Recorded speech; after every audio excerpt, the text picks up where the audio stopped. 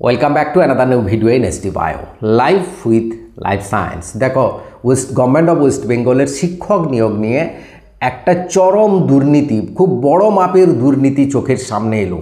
বড় মাপের এই কারণে বলছি, সামনেই আমাদের এসএলএসটির নিয়োগ প্রক্রিয়া আছে। কয়েক হাজার চাকরি প্রার্থী সেখানে শিক্ষক নিয়োগে চাকরি পাবে, কিন্তু সেখানেও যদি এই রকম দুর্নীতি হয় তাহলে কিন্তু বিরাট ক্ষতি হয়ে যাবে যুব সমাজের ক্ষেত্রে, এবং সেটা সমাজের ক্ষেত্রেও একটা চরম ক্ষতি হবে। আসল শিক্ষক বা উপযুক্ত শিক্ষক কিন্তু পশ্চিমবঙ্গের রাজ্যবাসীরা পাবে না।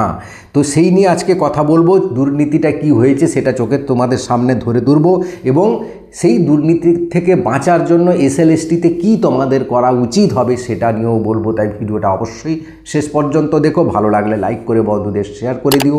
চ্যানেলে নতুন হলে চ্যানেলটা সাবস্ক্রাইব করে নিও। দেখো, এখানে তোমরা স্ক্রিনে দেখতে পাচ্ছ গভর্নমেন্ট অফ ওয়েস্ট বেঙ্গলের আন্ডারে ইএমআরএস কিছু একলব্য স্কুল রয়েছে, যেগুলো ট্রাইবেল এরিয়াতে এই স্কুলগুলো রয়েছে। প্রত্যেকটা ডিস্ট্রিক্টের মধ্যে ট্রাইবেল এরিয়াগুলোকে ডেভেলপমেন্ট করার জন্য। এগুলো সেন্ট্রাল গভর্নমেন্টের স্কুল হলেও এখানে যে গেস্ট টিচার নিয়োগ হয়, সেই গেস্ট টিচার কিন্তু গভর্নমেন্ট অফ ওয়েস্ট বেঙ্গল নিয়োগ করে। এবং গভর্নমেন্ট অফ ওয়েস্ট বেঙ্গলে কারা করে না, ডিস্ট্রিক্ট ওয়েলফেয়ার ডিপার্টমেন্ট, যেখানে ব্যাকওয়ার্ড ক্লাস ট্রাইবেল ডেভেলপমেন্টের যে প্রজেক্ট অফিসার থাকে, ডিস্ট্রিক্ট প্রজেক্ট অফিসার, তার আন্ডারে এই নিয়োগগুলো হয়।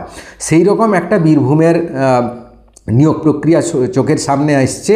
যে নিয়োগ প্রক্রিয়ায় তোমরা দেখো, এখানে স্পষ্ট লেখা আছে একজন চাকরি প্রার্থী রিটেন 80 মার্কের মধ্যে পেয়েছে 26, আরেকজন চাকরি প্রার্থী রিটেন 80 মার্কের মধ্যে পেয়েছে 41, অনেকটা বেশি পেয়ে গেছে।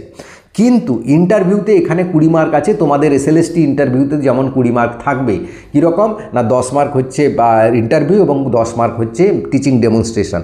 সেই রকমই 20 মার্ক এখানেও রয়েছে। কিন্তু এখানে দেখো কোথায় দুর্নীতিটা হয়েছে চোখের সামনে দেখো, একদম এটা যে স্পষ্ট দুর্নীতি সেটা তোমরা ক্লিয়ার হয়ে যাবে দিলে।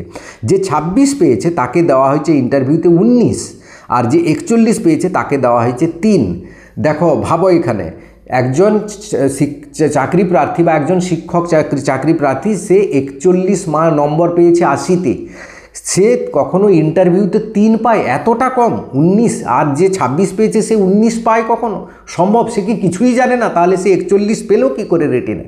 তো এই রকম যদি দুর্নীতি হয় তাহলে টোটাল কি দাঁড়ালো দেখো, যে 26 পেয়েছিল তার টোটাল 45, আর যে 41 পেয়েছিল তার টোটাল গিয়ে দাঁড়ালো 44। মানে একদম 1 মার্ক কমিয়ে দিয়ে আরেকজনকে প্রথম করে দেওয়া হলো। কারণ তো পোস্ট একটা ছিল, একজনই চাকরি পাবে।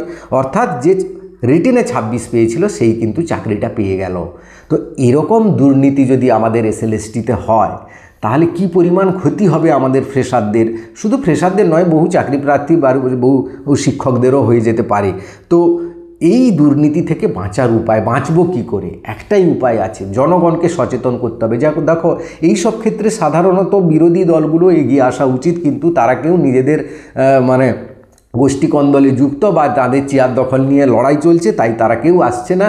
তাহলে তো জনগণকে সচেতন করতে হবে। এই রকম পোস্টগুলোকে তোমরা সারা ভাইরাল করো, যাতে সবাই দেখুক, সবাই সচেতন হোক, জনগণ সচেতন হোক। এবং তোমাদের আরেকটি কাজ করতে হবে, তোমাদের একটা মঞ্চের নিচে সবাইকে আসতে হবে। কয়েকদিন আগে যেরকম একটা জোরালো আন্দোলন হলো, তার থেকেও বড় জোরালো আন্দোলন করতে হবে, যে এই রকম দুর্নীতি যেন এসএলএসটিতে না হয়। এসএসসিকে তোমরা যতই চাপে রাখতে পারবে ততই দুর্নীতি মুক্ত হতে পারবে। এসএসসি মানে এখানে কি এসএসসি কোনো রাজ্য সরকারের কথাই বলছি। তো সেই আন্দোলন পরপর চালিয়ে যেতে হবে, সেই ডেপুটেশন পরপর চালিয়ে যেতে হবে। সরকার ভয়ের মধ্যে থাকবে, চাপের মধ্যে থাকবে, সামনে ইলেকশন আছে। এই রকম দুর্নীতি যদি একটা বার করে দিতে পারো বা ভাইরাল করে দিতে পারো, তাহলে কিন্তু সরকার কিন্তু বিরাট চাপের মধ্যে পড়ে যাবে ইলেকশনের আগে। তাই এই জন্য তোমাদের কাছে এই ব্যাপারটা শেয়ার করলাম, যে যাতে তোমরা সচেতন থাকো, সবাইকে সচেতন করো, সবাই যাতে একসাথে থাকে, একজোট হয়ে থাকে এবং এর প্রবল প্রতিবাদ করতে পারো। সেই জন্যই ভিডিওটা শেয়ার করা। ভিডিওটা ভালো লাগলে সবাইকে শেয়ার করে দিও। চ্যানেলে নতুন হলে চ্যানেলটা সাবস্ক্রাইব করে নিও। Thank you for watching.